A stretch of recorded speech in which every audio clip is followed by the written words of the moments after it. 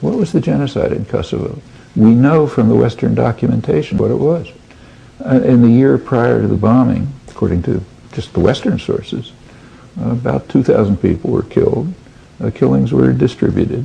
A lot of them were coming, in fact, according to the British government, which was the most hawkish element of the alliance, up until January 1999, a majority of the killings were by KLA guerrillas, who were coming in, as they said, to try to incite a harsh Serbian response, which they got, in order to appeal to Western humanitarians to bomb.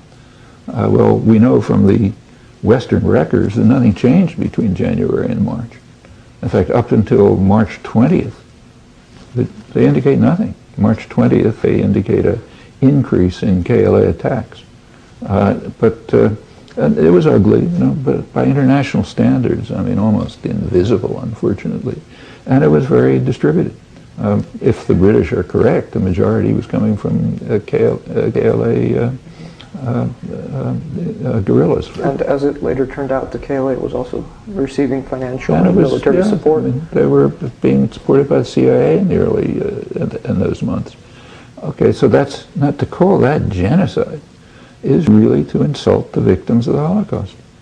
If that's genocide, then the whole world is covered with genocide. In fact, it's kind of striking that right at the same time that Western intellectuals were praising themselves for their magnificent humanitarianism, much worse atrocities were going on right across the border in Turkey. That's inside NATO, not at the borders of NATO. They were saying, how can we allow this at the borders of NATO? Yeah. How about inside NATO, where Turkey was carrying, had driven probably several million Kurds out of their homes, destroyed about 3,500 villages, laid waste to the whole place, every conceivable form of torture and massacre that you can imagine, killed nobody knows how many people, we don't count our victims, tens of